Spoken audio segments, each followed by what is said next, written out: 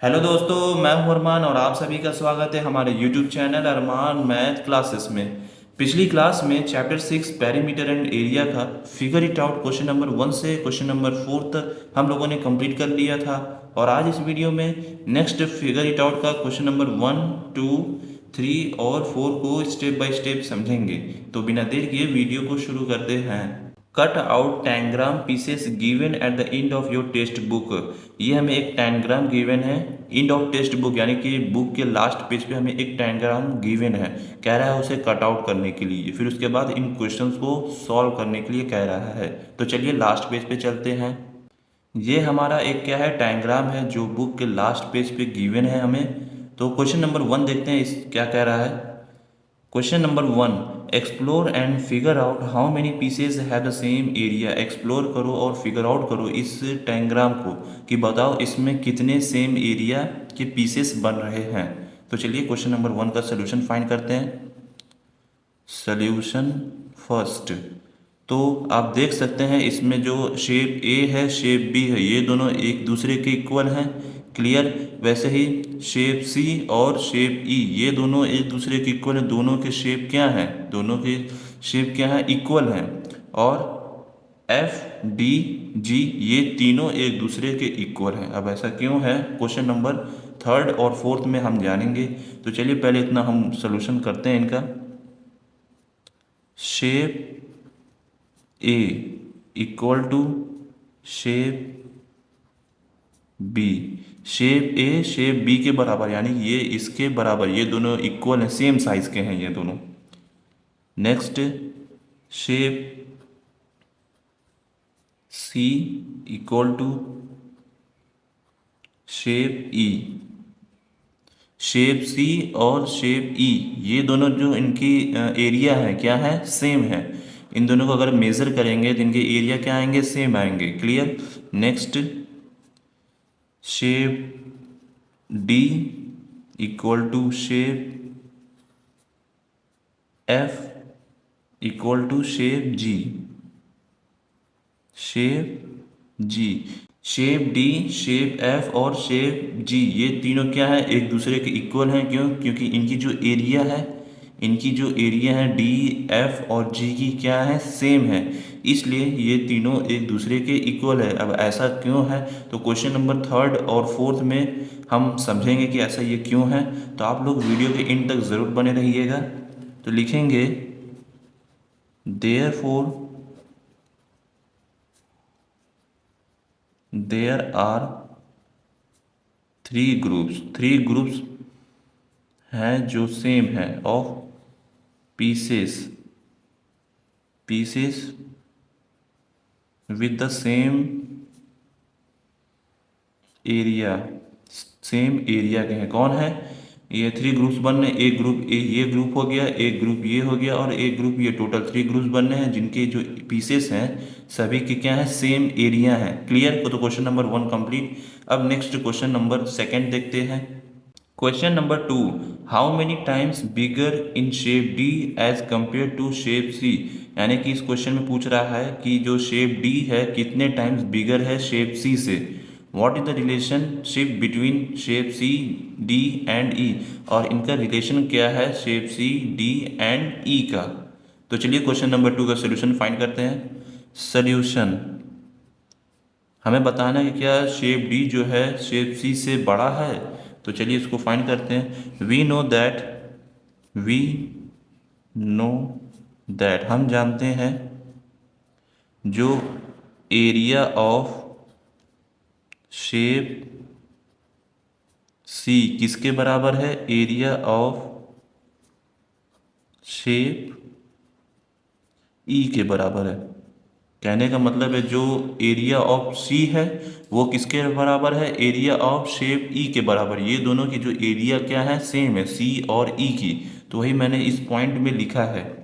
तो so D is two times D is two times the area of C, two times the area of area of C, यानी कि जो D है वो दो गुना है किसका, टू टाइम्स ऑफ सी, यानी कि two times of area of C के क्या है, वो दो गुना है, दो गुना उसके एरिया ऑफ सी के वो बराबर है कौन, डी। अब डी कौन है हमारा, ये, इसका एरिया ले लीजिए, इसको टू टाइम्स रख दीजिए, एक बार सी को उठा के इस पे रखिए डी पर, तो ये इतना एरिया कवर करेगा, फिर एक बार आप सी को उठा के इसको उल्टा ऐसे रख दीजिए, तो ये टू टाइम्स एरिया इसको कवर कर रहा है डी को, यानी कि डी किसके बराबर है, टू टाइम्स ऑफ सी के बराबर है। क्लियर। तो रिलेशंस क्या बनना है इनके बीच में, रिलेशनशिप, क्या रिलेशन बनना है, सी इक्वल टू ई, सी और ई तो एक दूसरे के इक्वल हैं, क्यों, क्योंकि इनकी जो एरिया है सेम है, लेकिन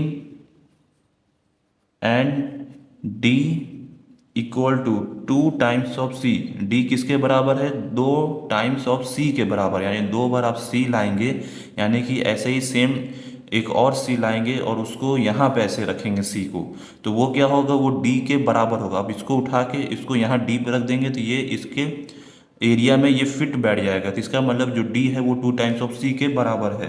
वैसे ही ई भी हमारा टू टाइम्स ऑफ सी के, टू टाइम्स ऑफ डी के बराबर है। Clear.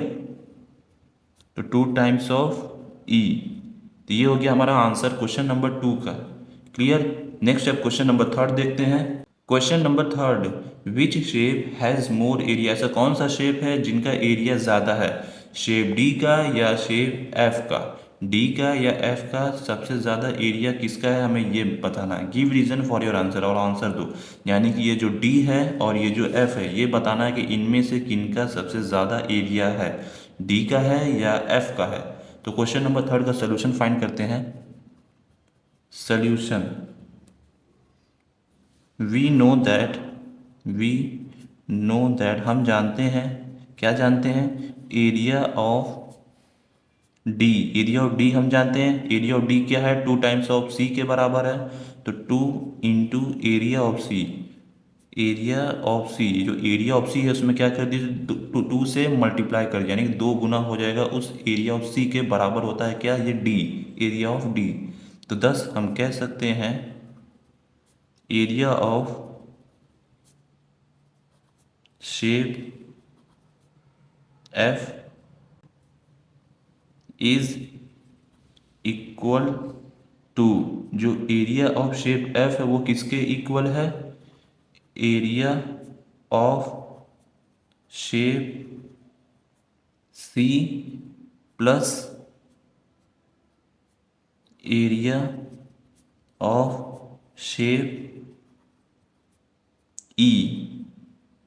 Area of shape F किसके इक्वल है, एरिया ऑफ शेप सी के इक्वल है, उसके इक्वल और सम करने पे एरिया ऑफ शेप सी, यानी कि जो एरिया ऑफ शेप सी है और एरिया ऑफ शेप ई है, इन दोनों को सम करेंगे तो वो किसके बराबर होगा, एरिया ऑफ शेप एफ के बराबर होगा, एरिया ऑफ शेप एफ के ये क्या होगा, बराबर होगा। तो देयर फोर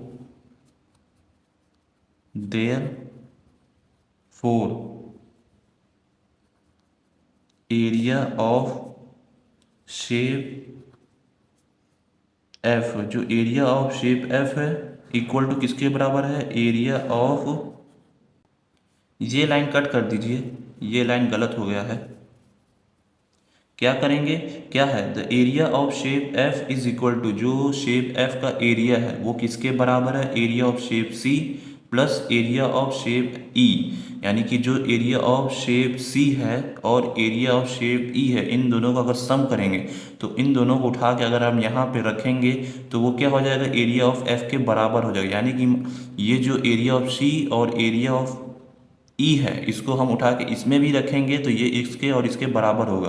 तो कहने का मतलब है विच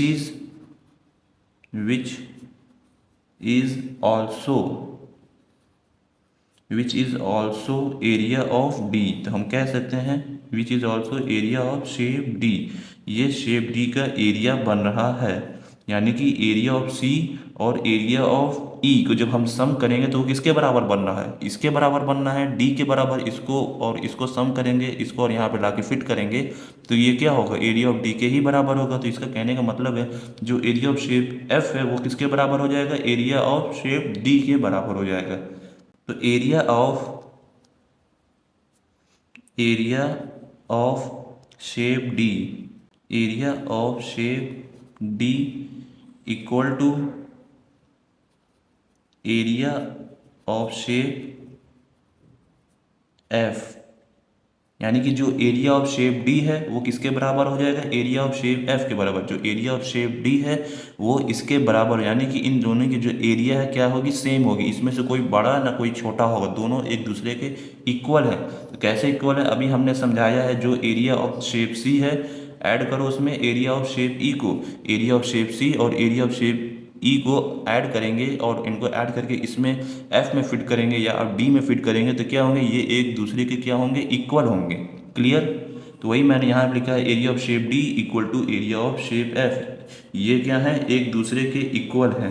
तो एक और पॉइंट लिख लेते हैं इसमें, इक्वल टू 2 इंटू में एरिया ऑफ शेप सी, यानी कि ये क्या है, 2 टाइम्स ऑफ सी का ले लीजिए या 2 टाइम्स ऑफ इसका ले लीजिए या दोनों को ले लीजिए, दोनों को सम करेंगे और इसमें रखेंगे या इसमें रखेंगे, या दोनों में फिट हो जाएगा। यानी कि जो एफ है वो डी के इक्वल है, इनकी जो एरिया है क्या है, सेम है। तो हम कह सकते हैं इनकी क्या है, एरिया सेम। तो देयरफॉर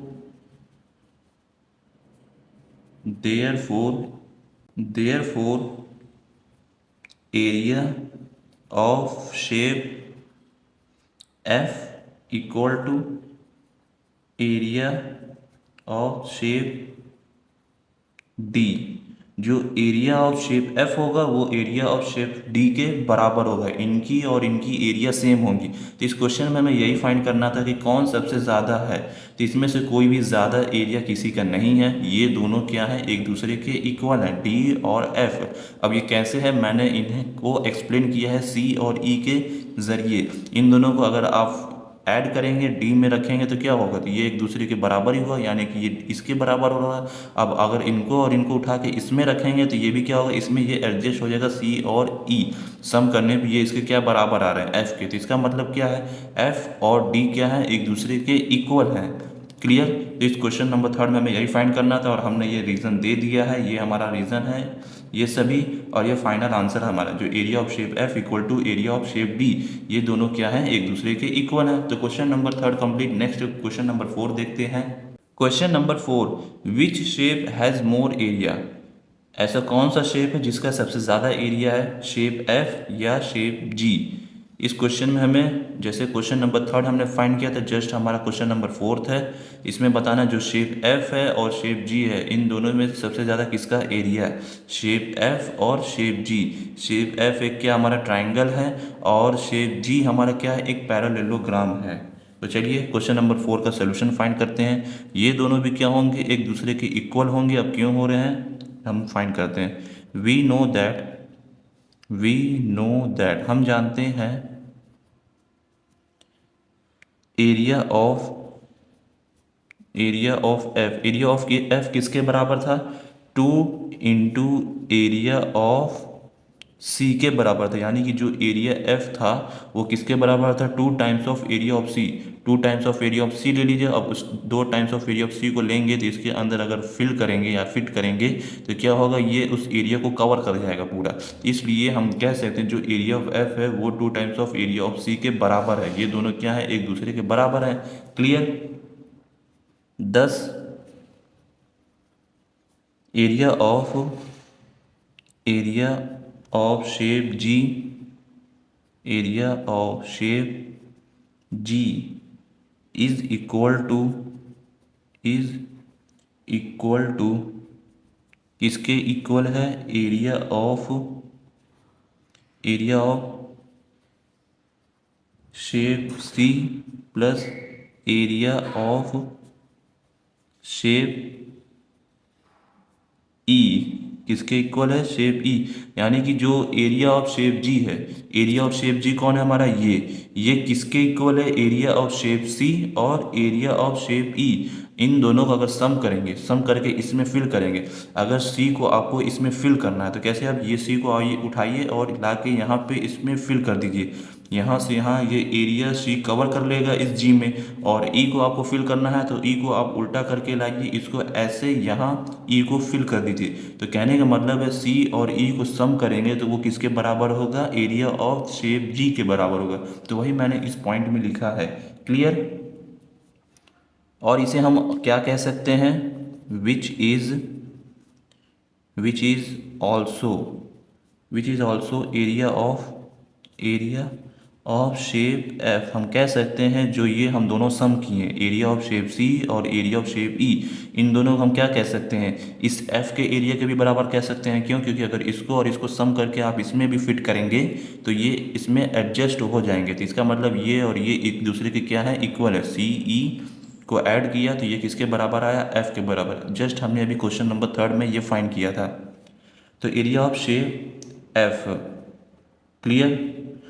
तो हम लिख सकते हैं area of shape G equal to किसके बराबर है, एरिया ऑफ शेप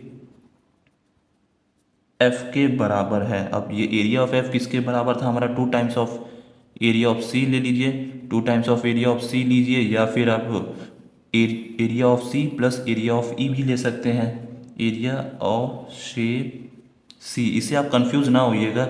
इसमें कहने का मतलब जो आप सी को भी ले सकते हैं, इसको भी ले सकते हैं, या फिर इसका 2 टाइम्स आप ले लीजिए, 2 टाइम्स आप इसका लेंगे तब भी ये इसमें एडजस्ट हो जाएगा, या आप इन दोनों को लेंगे तो तब भी इसमें ये एडजस्ट हो जाएगा और इसमें भी एडजस्ट हो जाएगा। तो दोनों बात एक ही है, इसमें कोई डिफरेंट नहीं है। वही चीज़ मैंने इस पॉइंट में लिखा है। क्लियर। तो हम कह सकते हैं देयरफॉर